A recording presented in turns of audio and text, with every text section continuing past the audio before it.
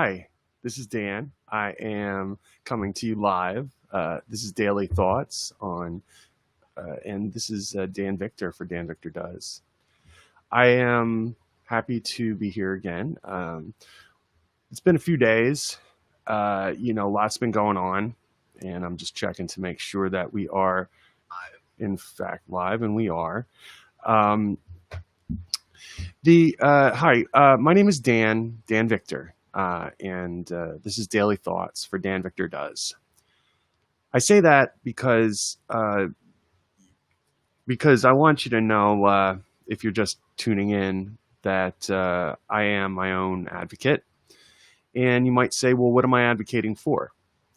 One of the things I'm advocating for is my own well-being, and that doesn't, I have a lot of other things about myself that I advocate for, but that is, hello there, Clarissa. Um, uh, I advocate for other people too, but I think we first have to be advocates for ourselves.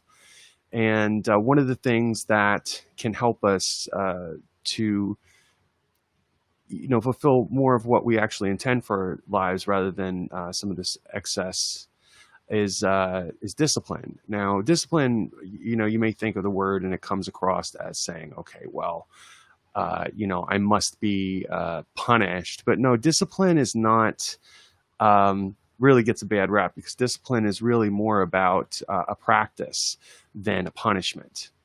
The practice is that we are learning to force ourselves into a behavior that is more beneficial for us. That's what a discipline is. When people say they're disciplined, it means they are trying to curb a behavior um, say, incorrect. So that's what parents are doing when they discipline a child. They're not disciplining a child because they are mad. And I think it does feel like that if you're on the receiving end of a discipline. But a discipline is a practice that is self-imposed, that you bring yourself back to. Now, I mean, one of the things I like to do is go to the definition. So on my phone, I have a dictionary, Merriam-Webster's dictionary. So let's see what it says. Discipline.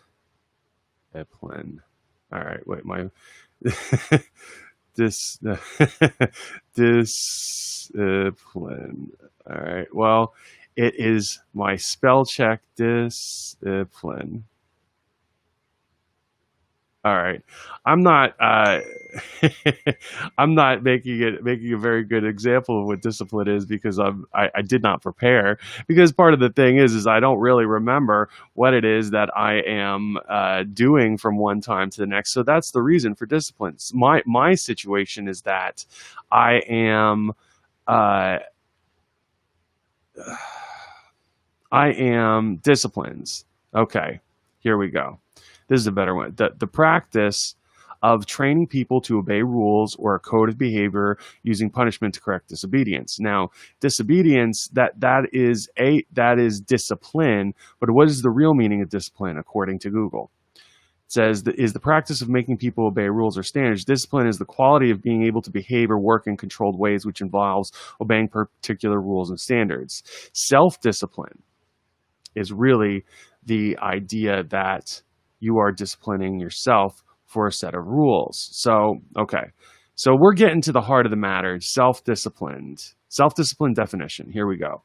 Google has been sufficed. If you know how to spell the word, and I have been admitting truthfully to you that I use spell check quite a bit. So, self-discipline, the ability to control one's feelings and overcome one's weakness, the ability to pursue what one thinks is right despite temptations to abandon it.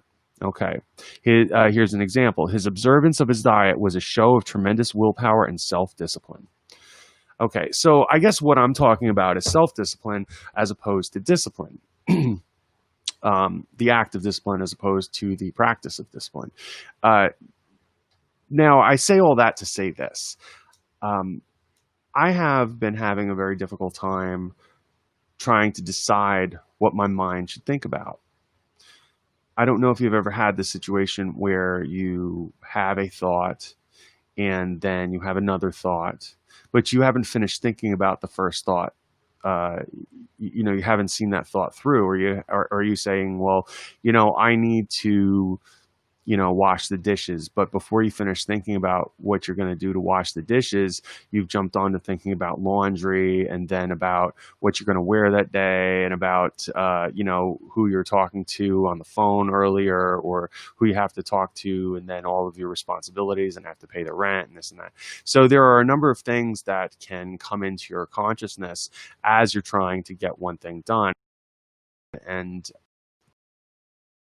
something that think about or do more than one thing at a time. Now, some people may say that I was watching a TED talk about this actually, and they're saying that it's an illusion that you can handle more than one thing at once, because what's actually happening is your mind is bouncing back and forth between two activities or multiple activities very quickly. So your full attention isn't on one thing. So you are actually handicapping yourself from doing that singular task well. So you're actually not doing either of those things as well as you could if you did one, finished it, and then gone on to the next, even though it may feel as though you are not getting that much accomplished.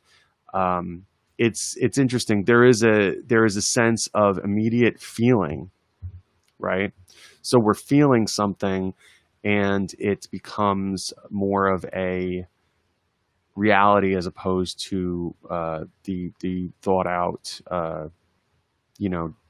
observation or observing, right? So the feeling becomes more important than the observation. For an observation to occur, you really have to not separate yourself from it, but be still in your thought, and not and recognize. This isn't to say that you're always going to be disciplined in your thought, or you're going to. I myself find myself drifting away all the time. And not that I'm necessarily the pillar of an example. The reasoning here is this: is that one, no one is perfect. Two, it's there are a set of rules that you can live by that are tricks, that are like they call life hacks, that will allow you, and you probably have some of these already in your own life. One of these is, as soon as you wake up, you make your bed. That's a life hack that I do. As soon as I wake up, I go make my bed, then I go brush my teeth, and then I take a shower immediately without questioning what it is that I should do for the day. That is the first thing I take care of to get those things out of the way. Now, imagine if you did that with a number of different things that are reoccurring. Now, the trick is that you may feel inclined, oh wow, that's a really great concept. I want to be able to try to implement that in all aspects of my life. But the thing is that you are not able to do that for one very, very important detail. Not everything is reoccurring. Some things you need to make decisions in the moment. So you're saying, well, wow, so I actually need to be in two different modes. And I'm saying, well, yes, and no. The modes are self-contained, so to speak. So you may not be, or I may not be able to make a decision in a mode. So I have to be able to shift the mode, but I can't continue doing something else that is, say, predetermined while I need to address something that's concerned. So what I mean by this is, say, okay, so I eat breakfast at 9 a.m., right? But something happens between 8:30 and 9, or in the middle of my breakfast, that disrupts my schedule. It needs my immediate attention. Okay, so I get a phone call. Somebody needs to go pick them up because they're stranded, and they need to have some help. So would you tell that person, wait, I need to finish my breakfast because I have a 9 a.m. thing that I need to take care of before I come get you because this is an emergency? I'm talking about emergency situation that you can't ignore. Perhaps you could ignore this person if it was, but for the sake of this example, this person needs your help and needs it immediately, for some reason. So you would have to alter your plan of making eating that breakfast, because you would say, okay, well, this takes precedence, or it takes it's a priority over this other thing. So determining priority is one of the things that is hard in the moment as well. When you determine priority, you're saying, okay, there's a hierarchy of needs. What is the need? What is the priority of this? And determining priorities are sometimes the hardest thing. Not even doing the things, but deciding what things to do. So this is, I think, where we could put our focus today is how do we prioritize the things that we need to do? Writing a list. Writing a list is an excellent way to do that.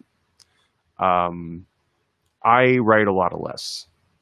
Now, do I get everything done on that list? I mean, I like the idea of being a completionist, but let's be honest. How many people have done 100% of all of the things that they've wanted to do?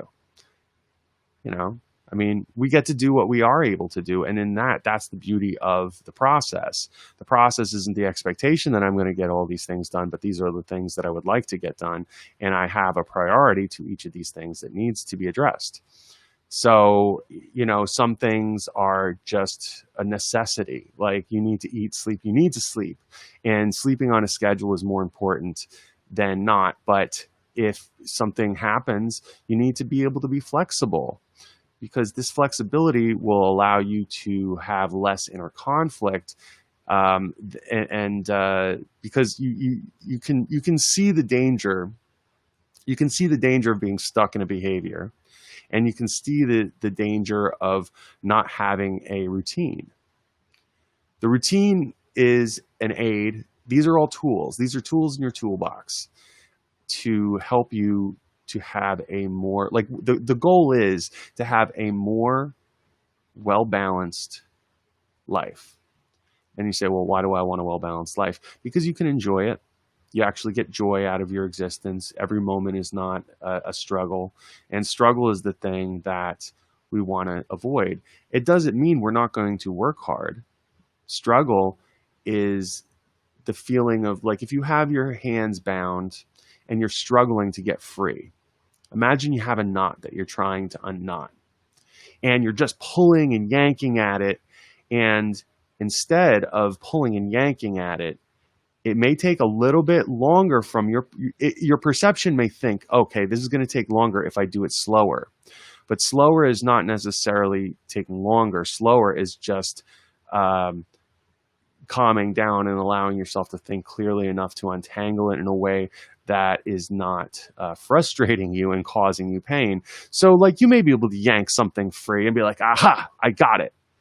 But more times than not, if you are trying to untie the knot, you are making that knot more tangled, and it's becoming harder to untie. Then you're really stuck because now you have to not only untangle the original knot, but then you have to also address what you've then created. So it's like you're adding to a problem. A problem doesn't need you to add to the problem by causing haste and thought. So I've said this before, and sometimes doing nothing is better than doing something until you decide what it is that something is supposed to do. And you may have outside forces telling you, well, look, you need to do this now. This is important. This is important. But it's also important that you determine that for yourself and, and not let these outside forces say, okay, well, I have homework due. I don't know how to do this homework. Okay. So let's say this. If you're unable to understand how to do the homework, how could you do it? It may be due. But what the point of the homework is to give you an ability to learn, not a punishment. This isn't a punishment. It's a discipline that you are able to practice to get better at something. And if the purpose of that is not being fulfilled, if the homework is not giving you something to learn, maybe you think it's BS. That's a possibility. You still may need to do it anyway. But if you're having trouble understanding it, then you need to ask for help. And asking for help is more important than just trying to do the homework and just going through the motions just so that you can hand something in. If you say to your teacher, says, listen, I tried to do the homework last night and I just, I spent some time on it and it really wasn't getting it. Is it possible to maybe have some extra help, or how can I understand this better? Now, a teacher is more likely to give you the help that you need than if you just handed in the homework and had it all wrong. And they say, well, why'd you get all these wrong? What's the problem? Don't you understand what's going on? And if you say, yes, I understand what's going on, you're not really addressing the problem. So these are little anecdotes that sort of help to exemplify the point of how to focus your attention in the moment and how to handle things that arise. We are not Zen masters. All right. If we were, life would we would probably transcend. We would transcend to the next plane and we'd be all good. But we can only do one thing at a time. We can only do one thing at a time well. So when we go and approach something, we have a discipline that gives us some structure to the day so that we have a jumping off point. Got to get up, got to get ready for work or get ready for the day. Have to eat some food, have to do some hygiene. You have to, so what I've done is I've created a schedule for myself and made sure that it happens at certain times so that I have some accountability to myself. So I see what time it is right now. It's getting quarter to 12. So I'm about to wrap up this live stream because I have another thing to do at 1. Now,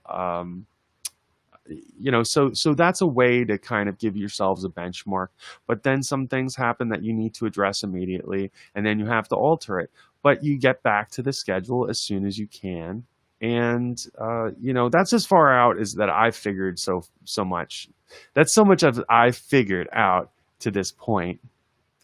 And I'll leave you with this. Think about when you're speaking. And right now I had a lot of words mumbling around in my mouth because I wasn't exactly sure which words were to come first. That's just like something with our brains. So if you notice you're staying as placeholders to let somebody know that you're thinking, that your thought is not finished because somebody might talk over you. That is, I believe, what the purpose of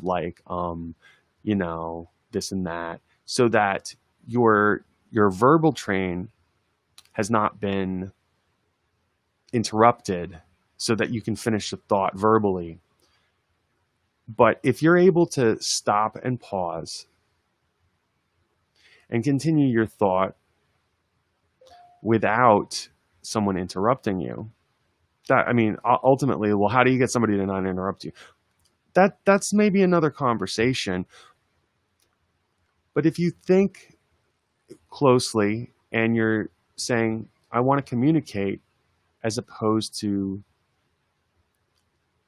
I want to communicate the right thing. I want to find the correct word that expresses what I am saying, not just say a bunch of words to fill some space, to make ourselves feel comfortable. So with this, I'm going to practice not doing that. And I sound a little silly, don't I?